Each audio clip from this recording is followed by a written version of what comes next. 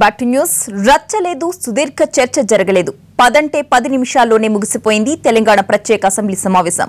భూసేకరణ సవరణ బిల్లు ఇటు శాసనసభ అటు మండలిలో ఏకగ్రీవంగా ఆమోదం పొందింది.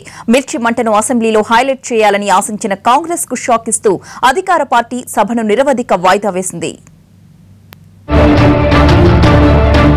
అసెంబ్లీలో కీలక బిల్లుపై సవరణలు అంటే సుదీర్ఘ చర్చ, అధికార విపక్షాల మధ్య వాదోపవాదాలు సాధారణంగా కనిపిస్తాయి. కానీ తెలంగాణ అసెంబ్లీ అందుకు భిన్నంగా సాగింది.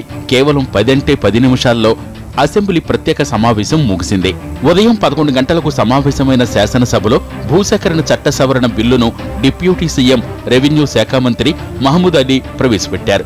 భూసేకరణ చట్టంలో సవరణలను ప్రతిపాదించారు. మొత్తం 3 సవరణలను అసెంబ్లీ ఆమోదించింది.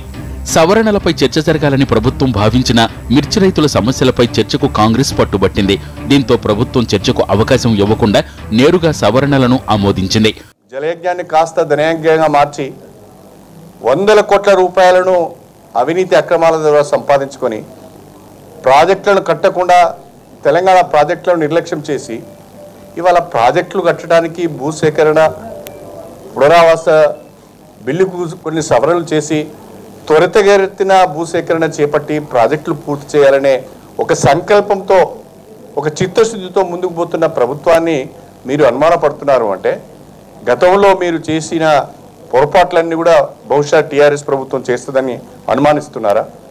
మీరు చేసిన ధనయజ్ఞాన్ని మేము కూడా చేస్తామని మీరు భ్రమపడుతున్నారా? కాబట్టి ఈ రకమైన చౌకబారు విమర్శలు మానుకొని ప్రాజెక్టుల నిర్మాణానికి సహకరించవలసిందిగా నేను విజ్ఞప్తి చేస్తున్నాను. బిల్లు ఆమోదం పొందకముందు సభలో కొద్దిసేపు గందరగోళం నెలకొంది. మిర్చి రైతుల సమస్యలపై చర్చించాలన్న డిమాండ్తో కాంగ్రెస్ ఆందోళనకు దిగింది. సీనియర్ ఎమ్మెల్యే డీకే అరుణ ప్లకార్డులు చించేశారు. కాంగ్రెస్ సభ్యులు స్పీకర్ పోడియం దగ్గరకు దూసుకు వెళ్లారు. దీంతో స్పీకర్ కు రక్షణగా మార్షల్స్ రంగంలోకి దిగారు. సభలోకి మార్షల్స్ రావడంపై కాంగ్రెస్ సభ్యులు ఆగ్రహం వ్యక్తం చేశారు. ఇమ్మీడియట్ గా ముందు ఆ చట్టానికి మీరు ఏ సవరణలు చేస్తారో దానికంటే ముందు ఇంపార్టెంట్ ఈ రోజు మిర్చి రైతులకు ఇమ్మీడియట్ గా ఈ అసెంబ్లీ వేదికగా వారికి ఏ విధంగా ఆదుకుంటారో తెలిపాల్సినటువంటి అవసరం ఉంది. అతి ముఖ్యమైన ఇప్పుడు ఈ సమావేశం ఏ పరిస్థితుల్లో పెడుతున్నాం, మొత్తం జిల్లా వైపున గిట్టుబాటు ధర లేదని రైతాంగం గోడున ఏడుస్తుంది, ఆందోళన పడుతుంది, చాలా ఆవేదన చెందుతున్నారు.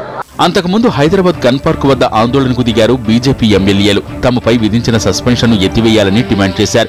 నోటికి నల్ల రిబ్బన్లు కట్టుకుని నిరసన తెలిపారు. కీలకమైన భూసేకరణ చట్టానికి సవరణ చేస్తున్న సమయంలో సభలో తాము లేకుండా చేశారని ప్రభుత్వంపై ఆగ్రహం వ్యక్తం చేశారు బీజేపీ ఎమ్మెల్యేలు.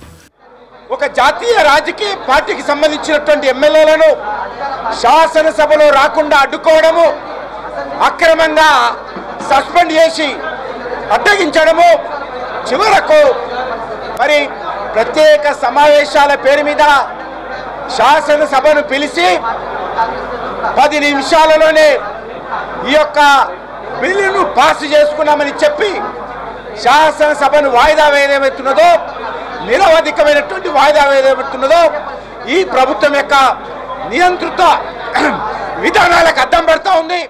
శాసనసభ 10 నిమిషాల్లో ముగిసిన మీడియా పాయింట్ దగ్గర మాత్రం మాటల యుద్ధం నడిచింది. సమర్థవంతమైనటువంటి పరిపాలన, పేద ప్రజలకు రైతాంగానికి అనుకూలమైనటువంటి పరిపాలన జరుగుతుంటే దానికి ఓసుకోలేక జీర్ణించుకోలేక రాజకీయంగా పబ్బం గడుపుకోవటానికి ప్రతిపక్ష పార్టీ నాయకులు నాటకాలు చేస్తూ ఉన్నారు.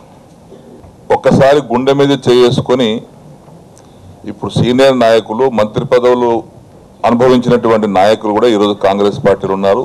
ఒకసారి గుండె మీద చేసుకొని మీరు ఆలోచన చేయండి. స్వాతంత్రం వచ్చిన తర్వాత సుదీర్ఘమైనటువంటి పాలన చేసినటువంటి మీరు ఇప్పుడు గౌరవ ముఖ్యమంత్రి గారు కేసీఆర్ గారు చేసినటువంటి పద్ధతిలో మీరు పరిపాలన, సంక్షేమ రంగం, అభివృద్ధి రంగం చేసి ఉంటే రాష్ట్రంకు ఈ పరిస్థితి ఉండేదా? మరోవైపు శాసన మండలిలోనూ భూసేకరణ చట్టం 2013 సవరణ బిల్లును డిప్యూటీ సీఎం రెవెన్యూ శాఖ మంత్రి మహమూద్ అలీ ప్రవేశపెట్టారు. ఇక్కడ కూడా ఎలాంటి చర్చ లేకుండా బిల్లును ఆమోదించారు. మరోవైపు భూసేకరణ సవరణ బిల్లును ఆమోదించిన తీరుపై మండిపడ్డారు ప్రతిపక్ష కాంగ్రెస్ సభ్యులు. ఇది బ్లాక్ డే అంటూ విమర్శించారు. అసెంబ్లీలు కూడా మాకు చెప్పనీయకుంటే, కౌన్సిల్లో కూడా చెప్పనీయకుంటే మేము ఎలా చెప్పాలా? ఎక్కడ మా వేదిక, ఎక్కడ అపోజిషన్కు? కాబట్టి ఈ దౌర్జన్యానికి మేము వ్యతిరేకిస్తూ మాకు కౌన్సిల్లో ఇవాళ రైతుల గురించి కనీసం ఒక గంట సేపు అర్ధగంట సేపు మాకు మాట్లాడి ఈ మిర్చి మా రైతులకు కానీ పసుపు రైతులకు కానీ కంది రైతులకు కానీ పప్పు రైతులకు కానీ ఆదుకునేందుకు ఏదైనా ముందు పడదామంటే చేసినందుకు మేము నిరసన తెలిపి ఈరోజు మన ప్రజాస్వామ్యానికే బ్లాక్ డేగా భావిస్తున్నాము, నల్ల దినంగా భావిస్తున్నాము. ఇలాంటి ఈ నిరంతర పరిపాలన ఇది మంచిది కాదు. ఒకరోజు అది కొద్ది గంటలే అయినా సభ హాట్ గా ముగిసింది.